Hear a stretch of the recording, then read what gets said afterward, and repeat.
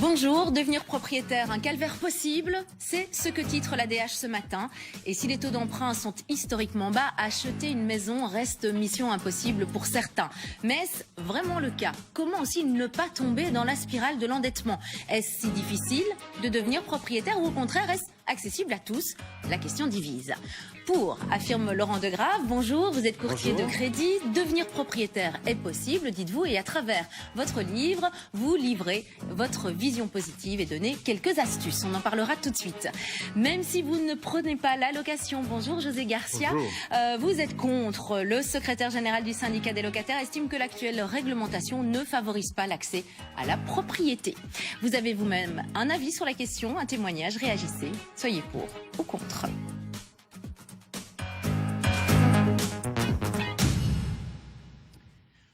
Laurent Degrave, vous dites, c'est possible, on peut devenir propriétaire. Voilà, ce que je dis effectivement, c'est qu'aujourd'hui, à l'heure actuelle, il y a des possibilités sur les marchés de devenir propriétaire qui sont diverses.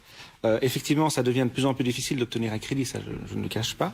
Mais vous prenez une fameuse responsabilité en disant, c'est vraiment possible. C'est possible encore de devenir propriétaire, aussi bien pour les jeunes que pour les personnes un peu plus âgées. Il y a des moyens pour y arriver. Il y a des moyens pour y arriver, on va les développer très vite. J'arrive chez vous, José Garcia, vous n'êtes pas d'accord, hein? C'est-à-dire que nous, on souhaiterait effectivement que chacun puisse devenir propriétaire du bien qu'il occupe, mais c'est vrai qu'en l'état actuel des réglementations, c'est vraiment très difficile.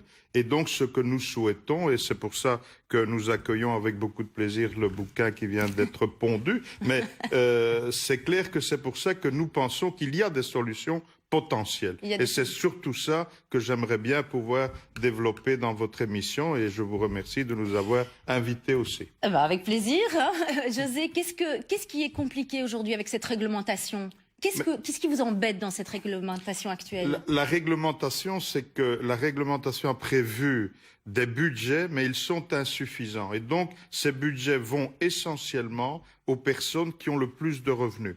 Ça, c'est l'actuelle réglementation. Et ce que nous souhaiterions, c'est qu'effectivement, à travers, par exemple, le Fonds du logement, qui aujourd'hui fait des prêts à 70% des locataires qui font ces prêts sont dans le cadre de l'accès au logement social. Donc, c'est possible, même pour des petits revenus. Des petits revenus. Ce que nous souhaiterions, c'est que cette expérience soit étendue à bien plus de personnes pour l'accès au logement. On ne prête qu'aux riches, Laurent?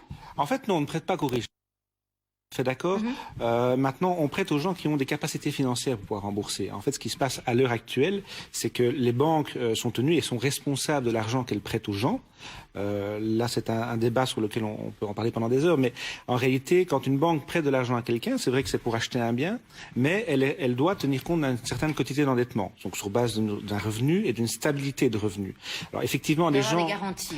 C'est pas vraiment des garanties immobilières. Enfin oui, il y a le bien en garantie, mais elle doit vraiment avoir des garanties qu'elle est certaine que vous allez pouvoir rembourser, en tout cas aujourd'hui, avec vos revenus actuels. Donc il faut une ancienneté professionnelle. Donc on considère qu'il faut minimum 2 ans d'ancienneté, et c'est vrai qu'ils demandent en général un CDI. Donc c'est difficile pour les jeunes dans ce cas-là. Alors, c'est difficile, c'est pas difficile. Il y a beaucoup de jeunes aujourd'hui qui travaillent, qui ont des revenus. J'en fais régulièrement. Et donc, j'ai des gens dans mon bureau régulièrement qui ont des revenus suffisants pour pouvoir emprunter. Il faut savoir qu'en Belgique, à l'heure actuelle, on peut aller jusqu'à un rapport charge-revenu de 40%.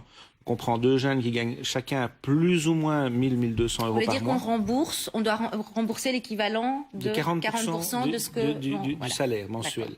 Donc, si vous avez 2 personnes qui gagnent 1 200 euros par mois, on est à 2004, 40%, on a plus ou moins à 900. Ça vous fait une possibilité d'emprunt de plus ou moins 180 à 200 000 euros. Donc ça, effectivement, c'est tout à fait possible de l'obtenir. Maintenant, le problème qu'il y a de plus en plus, c'est qu'effectivement, les banques prêtent de moins en moins les frais de notaire. Donc elles vont se limiter à une quotité. Donc c'est moins facile d'emprunter aujourd'hui, finalement. C'est moins facile d'emprunter, mais c'est toujours possible. Ça, c'est vraiment ce que je veux dire, c'est que c'est possible. Alors, il y a des gens qui n'ont pas la possibilité aujourd'hui d'emprunter. Ça, c'est clair. Mais c'est pas pour ça qu'ils ne l'auront pas demain. La situation peut évoluer, une situation peut changer. Donc, il faut tenir compte de ça. Et je pense qu'il faut garder espoir. Je voudrais vous lire un Facebook qui apparaît pour l'instant sur l'écran, justement, de Mélanie. Les banques sont très strictes pour les prêts hypothécaires. Pas assez d'emplois, donc pas assez d'argent. Un cercle vicieux. C'est un cercle vicieux, mais on a le même problème, il en parlait par rapport au fonds du logement. Là, j'ai envie de dire que ces caisses sociales ne prêtent qu'aux pauvres riches, on va dire ça. Dans le sens... Même plus. Allez-y, José, parce qu'on ne vous a pas encore beaucoup entendu là pour l'instant. Écoutez, je pense que les chiffres qui ont été cités sont extrêmement bons.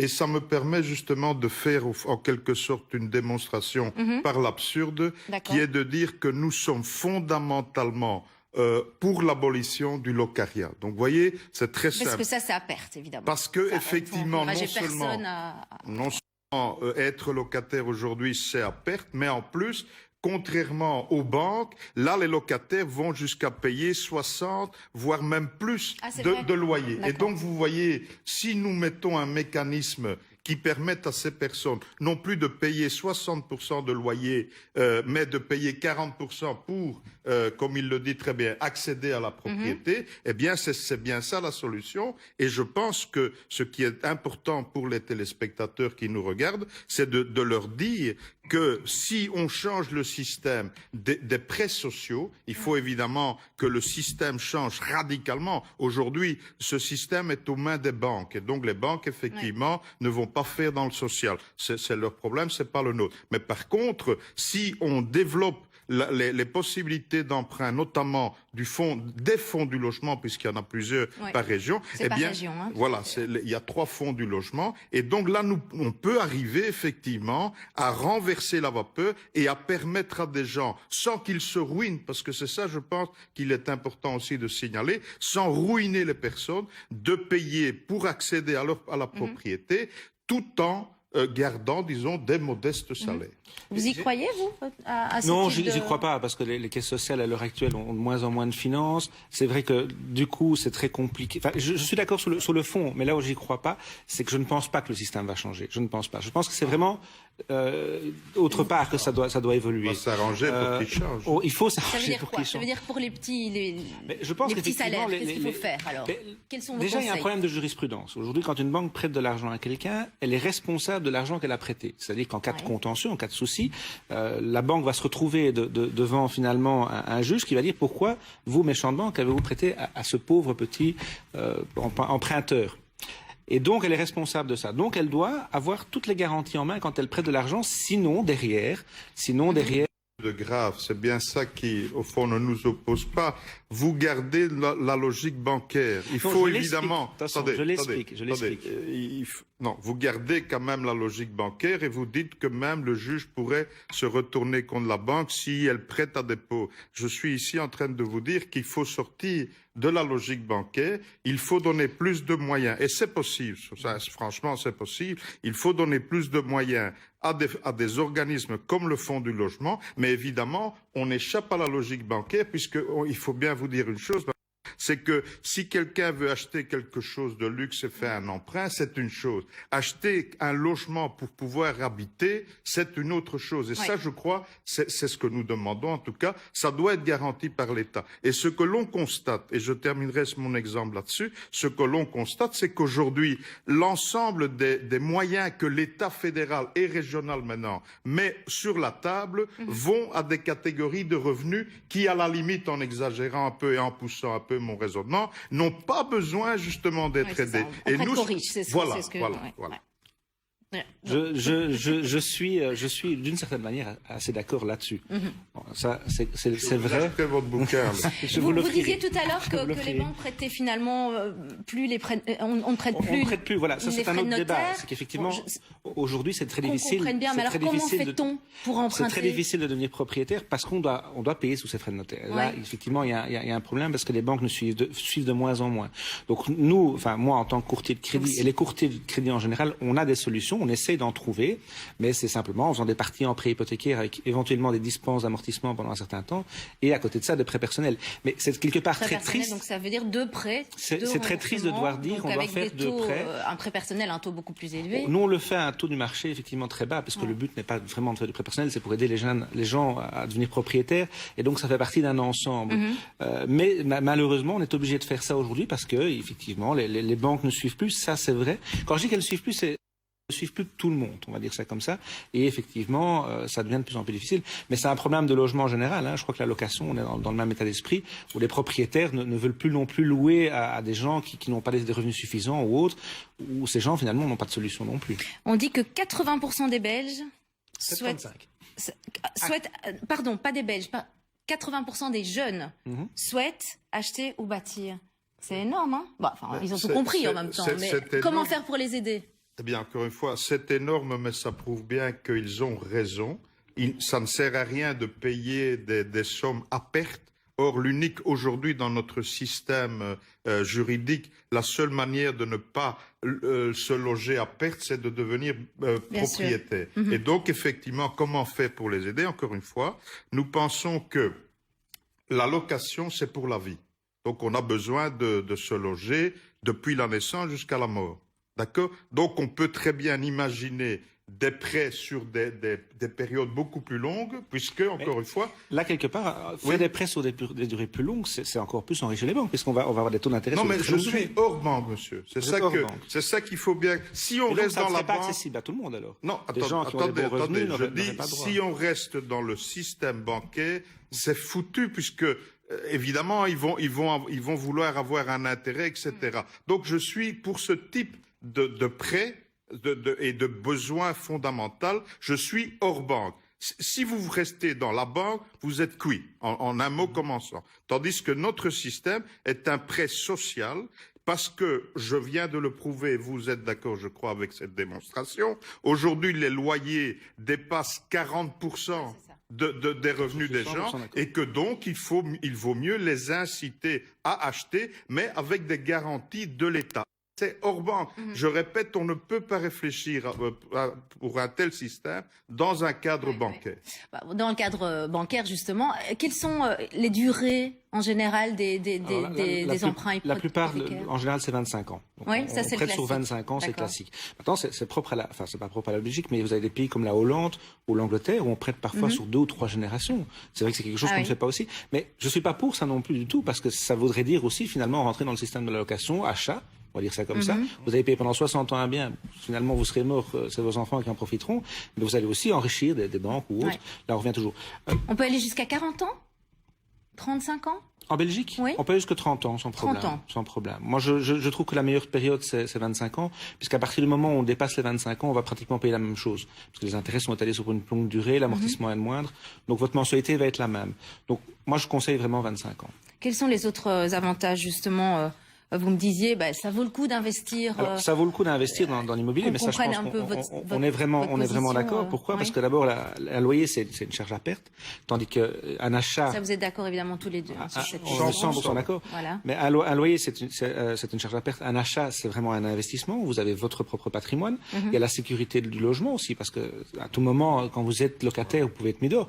Pour tout un tas de raisons. La personne veut réoccuper son bien, le propriétaire décède et les enfants veulent le vendre pour avoir leur héritage. Enfin, il y a des centaines Sauf si on peut plus payer à un moment donné parce que changement de situation privée, professionnelle ou autre. Là, dans le cadre d'un prêt hypothécaire, vous ne savez plus payer, rien ne vous empêche de vendre la maison, vous allez avoir votre plus-value, mais au moins vous aurez quelque chose. Si vous êtes locataire, vous aurez payé pendant tout un tas d'années, vous ne savez plus payer votre loyer, vous êtes dehors. Et là, c'est un autre problème, évidemment. Comment explique-t-on que le Belge a une brique dans le ventre? Comme on dit, hein? Le Belge a 70%, 70 à 75% sont propriétaires. 75, comme diraient nos amis français. Mais le Belge a une brique dans le ventre. Pourquoi?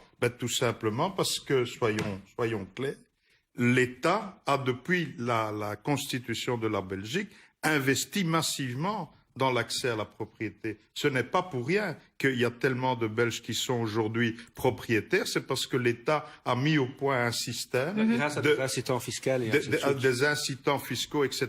Et c'est grâce à ça. Et au fond, je crois qu'aujourd'hui, le problème qui se pose, c'est pas tellement de dire il faut que l'État se retire de ça. Ça, c'est ce qu'il voudrait. Parce que, comme vous l'avez dit tout à l'heure, madame, hors antenne, c'est les régions qui vont hériter de ces sommes. Et donc, il y a certaines régions, y compris flamandes aujourd'hui, qui ne sont plus capables de soutenir un tel effort. Et nous, ce qu'on souhaiterait, c'est que, effectivement, on distribue l'argent disponible. D'abord qu'on augmente cet argent, et puis qu'on distribue l'argent en fonction, non pas des catégories supérieures, mais également en fonction des catégories inférieures. Et je pense que c'est vraiment la solution. Réaction chez vous? Moi, je dirais que, moi, j'y crois pas fort parce que les États ont moins en moins d'argent et c'est vrai que le problème est là. C'est vraiment le fond du problème. C'est pour ça que je reviens toujours avec le côté bancaire. C'est pas que je privilégie les banques, c'est parce que moi, je suis courtier de crédit, je cherche des solutions pour les gens. Je travaille avec une quinzaine de caisses hypothécaires, qui sont des petits organismes pour lesquels on essaie de trouver des solutions pour les gens, à des taux très très intéressants, hein, puisqu'on a des taux entre 2 et 3%, donc on est pratiquement au taux de prêt social. C'est très bas, évidemment, les taux, comme je disais, on a des sont solutions. Bas, oui. Là où j'y crois pas fort, c'est effectivement simplement qu'on voit bien que les États n'ont plus de sous, et que je pense que aller dans cette démarche-là, je pense qu'il faut plutôt essayer de trouver des solutions avec les banques, parce que c'est elles qui ont l'argent aujourd'hui, et c'est avec elles qu'on va trouver des solutions. Est-ce qu'on peut parler du bonus logement très rapidement, parce qu'on arrive déjà tout doucement à la fin de l'émission. Est-ce que c'est encore un bon incitant aujourd'hui, parce que ça a pas mal changé puisque c'est régionalisé depuis le 1er janvier. Ça reste un bon incitant, mais c'est moindre qu'avant. C'est moindre qu'avant, donc ça n'aide pas évidemment. Disons qu'il vaut mieux avoir quelque chose que rien du tout. Je vais vous dire comme ça. Ça c'est clair. C'est vrai que c'est moins qu'avant. Voilà. Bon. Je pense que par rapport effectivement au bonus logement, c'est régionalisé. C'est les régions qui aujourd'hui vont devoir assumer ces dépenses en quelque sorte, et donc ce qu'il faudrait effectivement obtenir dans les meilleurs délais, c'est que on repense le système en augmentant le nombre de personnes qui peuvent accéder à cela. Et je dirais aussi que, je répète, à Bruxelles notamment, c'est très important parce qu'il y a beaucoup plus de locataires. Ah oui, il y a 35% à Bruxelles de propriétaires, c'est très peu évidemment. Hein. Voilà, moi il y a une chose pour moi qui devrait changer, c'est vrai qu'au niveau belge, on a des frais d'enregistrement qui sont quand même énormes par rapport au reste du monde. Et je pense que, je dis pas que c'est le fond du problème, ça c'est un problème par rapport, je reviens dans mon système de crédit hypothécaire classique, c'est un problème parce que les banques ne le financent plus et que donc aujourd'hui on est obligé de trouver des palliatifs et d'autres solutions pour y arriver, parce que les jeunes ont moins d'économies qu'avant, parce que ils se mettent peut-être plus vite dans la vie active, ils achètent une voiture, ils veulent se marier, et donc ils n'ont plus à un moment donné cet argent pour investir dans l'immobilier, et là est le problème, je pense. Ah bien écoutez, moi je vous propose d'aller à la dernière minute. On y va parce qu'on y est déjà. Je vous propose, allez, 2-3 astuces. On peut devenir propriétaire. Voilà, donc vous en êtes convaincu, alors allez-y. Alors moi je dis qu'on peut devenir propriétaire. Il faut évidemment essayer de faire un peu d'économie pour pouvoir payer les frais de notaire. On a des solutions aujourd'hui pour les jeunes et les moins jeunes qui peuvent devenir propriétaires à partir du moment où ils ont des revenus suffisants, parce qu'on se passe toujours sur des quotités d'endettement. Mais c'est possible. Donc moi je pense qu'il faut garder espoir. C'est possible. C'est pas accessible d'office pour tout le monde aujourd'hui, mais ça le sera peut-être pour certaines personnes l'année prochaine ou l'année d'après. Donc gardez espoir et faites surtout bien votre plan financier. C'est ça qui vous permettra d'acheter dans le futur. Merci José, c'est à vous. J'ai même moins de 30 secondes si j'ai bien compris. Mais donc moi ce que j'ai envie de dire, c'est que c'est possible aussi.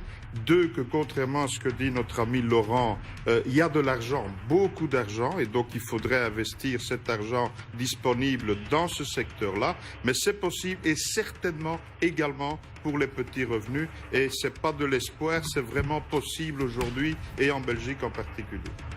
Eh bien voilà, ce sera le mot de la fin, que du positif. Hein. J'aime bien ce qui se passe sur ce plateau. Merci Laurent, merci José, merci à tous les deux d'être venus sur ce plateau, sur ce sujet. Merci à vous, vous tous, pour votre fidélité.